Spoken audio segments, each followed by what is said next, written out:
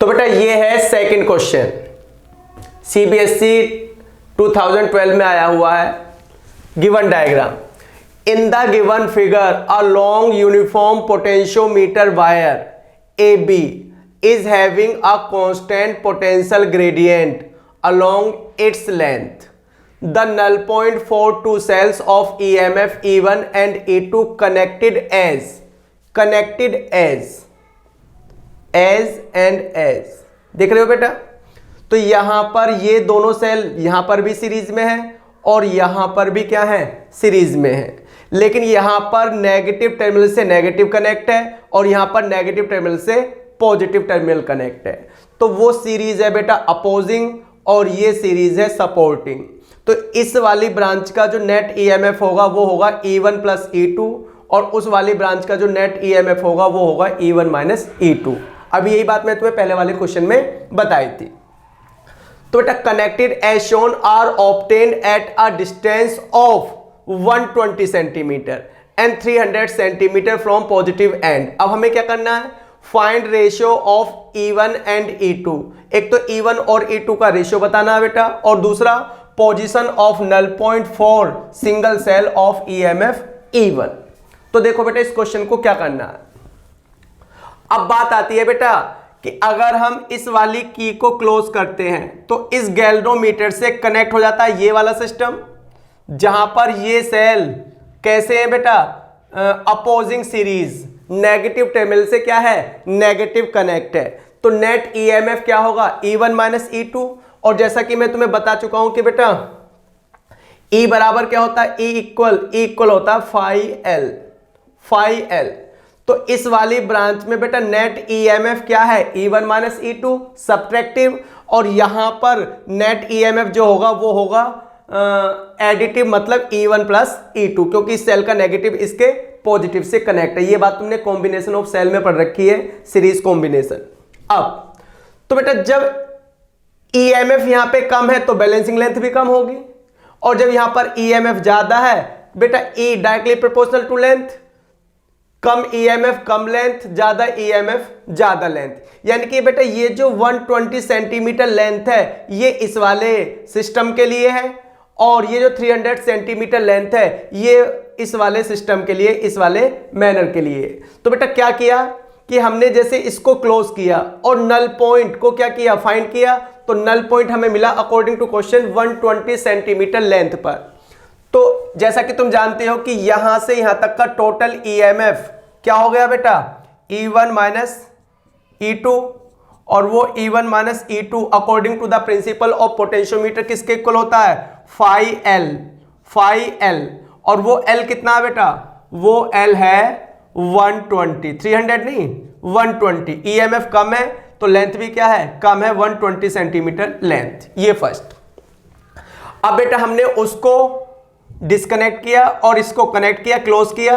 तो अब इस सेल का जो EMF है इस वाली ब्रांच का वो हो गया E1 प्लस E2, और बैलेंसिंग लेंथ भी कितनी हो गई, 300 सेंटीमीटर।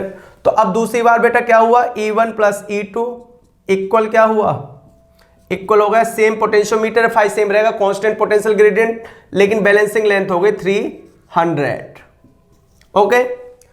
अब हमें पहले स्टेप में रेशियो बताना है, तो हम फर्स्ट इक्वेशन को सेकंड इक्वेशन से क्या कर देते हैं बेटा, डिवाइड।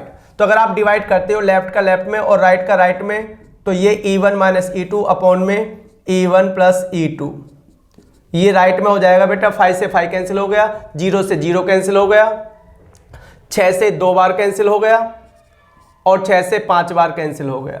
ये हो गया बेटा। तो ये 2 रेशियो जो 5 है ये तो इसका और इसका रेशियो, ये E1 और E2 का रेशियो थोड़ी नहीं है अभी। तो अभी तुम्हें क्या करना है, क्रॉस मल्टीप्लाई। तो 5E1 माइनस 5E2, ये ऐसे क्रॉस मल्टीप्लाई, और ऐसे किया तो बेटा क्या हो गया, 2E1 प्लस 2E2।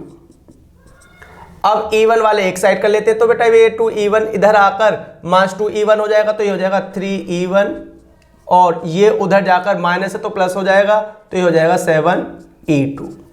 तो बेटा E1 और E2 का रेशियो E1 बाय E2 ये कितना हो गया, ये हो गया 7/3।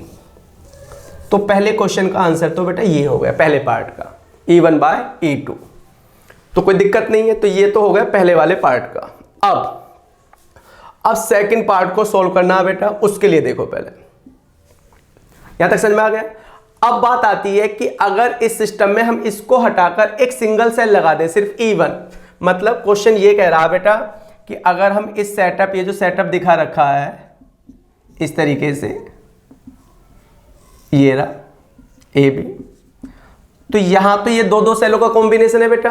वो कह रहा है अगर हमने यहां पर इन दोनों में से ये वाला सेल यूज किया होता E1 और इसको गैल्वेनोमीटर से कनेक्ट करके नल पॉइंट ढूंढा होता, तो बताओ इस सिंगल लेंस E1 के लिए ये बैलेंसिंग लेंथ कितनी होती। ये क्वेश्चन है बेटा। तो position of null point for the cell of EMF E1, तो उसके लिए हम क्या कर रहे हैं बेटा, उसके लिए हम फर्स्ट इक्वेशन को सेकंड इक्वेशन में क्या कर दे रहे हैं, ऐड कर दे रहे हैं। तो ऐसा करने से क्या होगा, ऐसा करने से बेटा -E2 + E2 कैंसिल हो जाएगा, तो लेफ्ट में ये हो जाएगा ऐड करने पर 2E1 और राइट में ये हो जाएगा 300, 120, ये हो जाएगा 425। तो यहां से E1 कितना होगा बेटा, E1 होगा यहां से 200, 2 इधर आ गया तो 210 हो गया × 5, ये हो गया बेटा, ये E1 की वैल्यू हो गई। तो ये तो E1 की वैल्यू निकल कर आई है। नाउ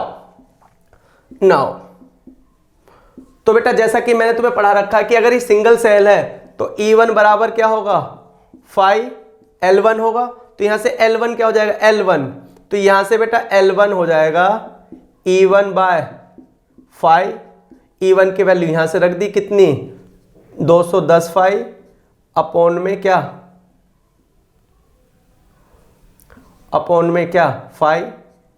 5 से 5 कैंसिल हो गया, तो L1 कितना आ गया, 210 सेंटीमीटर। तो बात क्लियर हुई बेटा।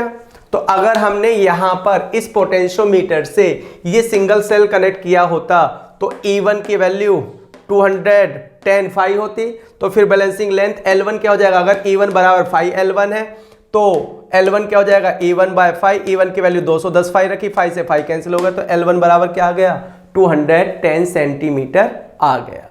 तो बेटा ये 2012 में आया हुआ क्वेश्चन था, इंपॉर्टेंट भी था, कॉन्सेप्ट वाइज भी और आसान भी था।